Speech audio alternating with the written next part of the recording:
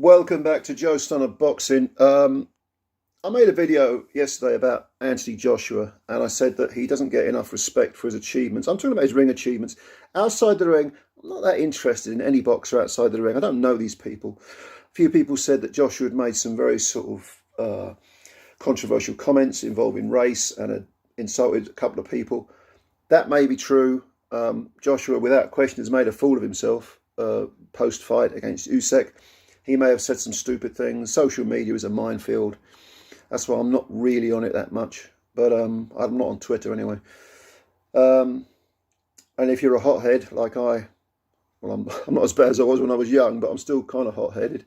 You can get into trouble by posting stuff. So Joshua may have said some really stupid things in the past, but talking about purely about his ring achievements, I think he doesn't get enough respect. Now, currently, he is in that, I wouldn't quite call it a no man's land or a limbo, but he's certainly in a transitional period where he's looking for a new trainer. And a lot of people, as always, have got a lot of, advice to give.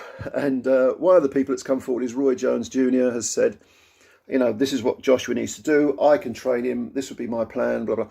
Now, Jones, without question, was a great fighter. Even though he failed a PED test, I think even without that, he was a great fighter. He was a great fighter. There's always a black mark for any fighter that fails a PED test to me, in my mind, historically. But I can't deny it. Jones is the best fighter I've ever seen in my lifetime, in 40 years of watching boxing. At times, he looked absolutely untouchable. But does that make him a great trainer? Not necessarily. I never bought into the idea of Jones training Eubank Jr. I never thought that the matchup, the styles were good. The way Jones fought is completely different to how Eubank Jr. fights, and I never really thought it would be I couldn't really see any advancements in Eubank Jr.'s work.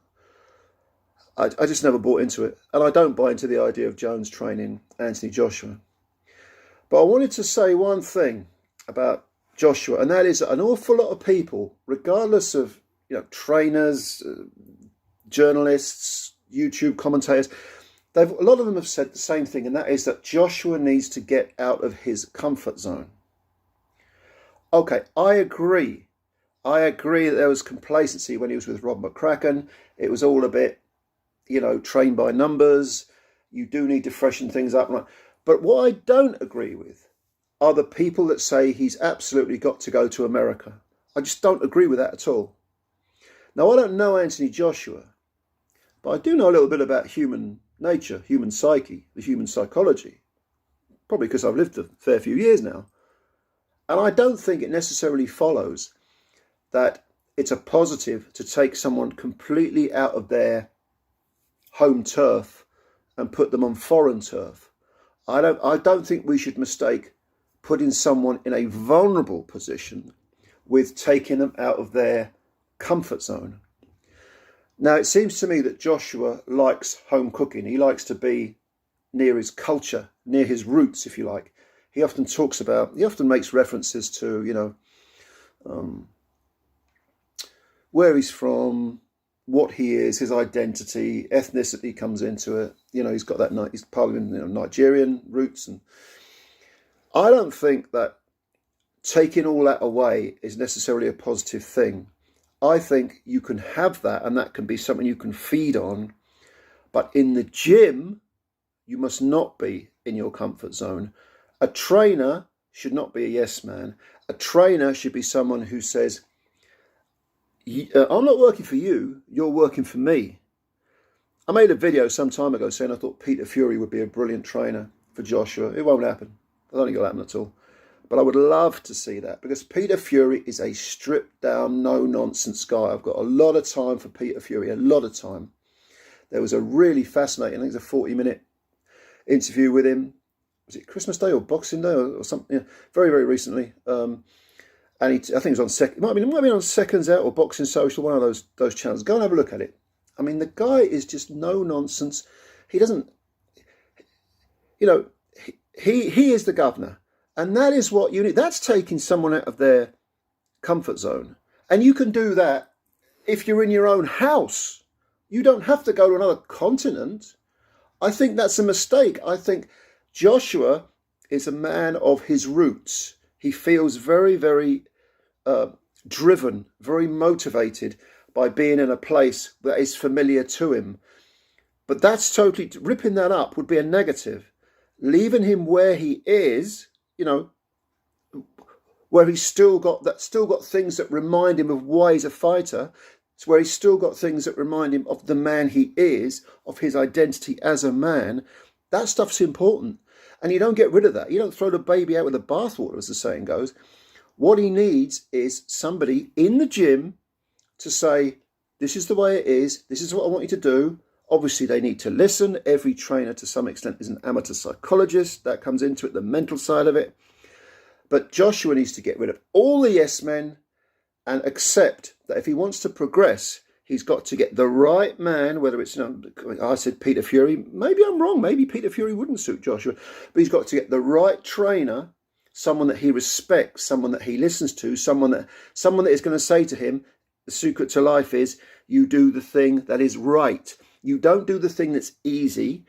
The right thing might not be easy. The right thing might be the thing you don't want to do, but you do it anyway for the long-term goal. No corner cutting. That can be done on any continent in the world. That can be done in your own front room. That can be done in a shed, in a field. It doesn't matter. It's what you do, what you listen to, what you learn.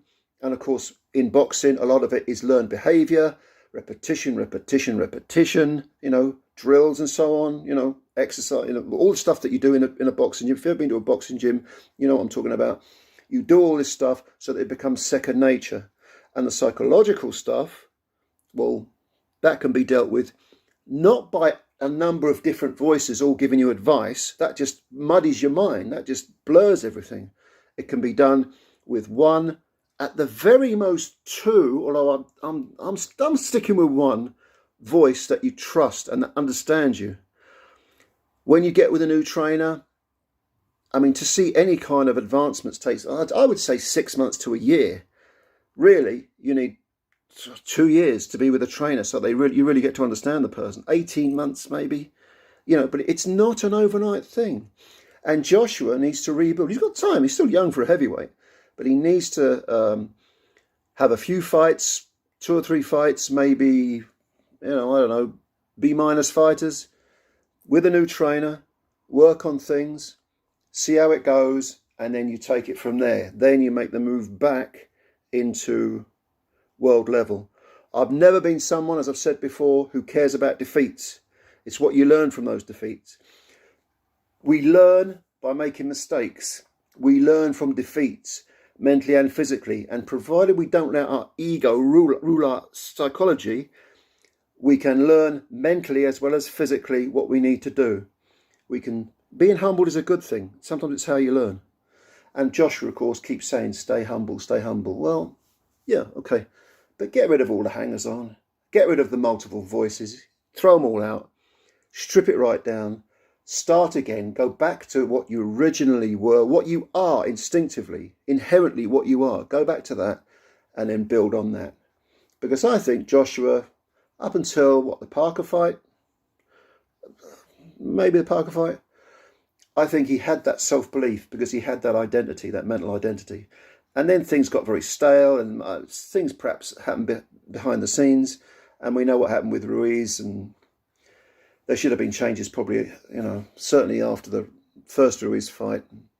He was with Rob McCracken too long. It got stale. And the doubts crept in and everyone became a yes man. And that's another thing. People are going to want to train Joshua for the money.